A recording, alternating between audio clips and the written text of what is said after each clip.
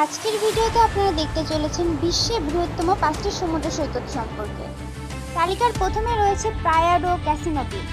241 kilometre দৈর্ঘ্য বিশিষ্ট এই সমুদ্র বন্দরটি ব্রাজিলের দক্ষিণাঞ্চলে অবস্থিত।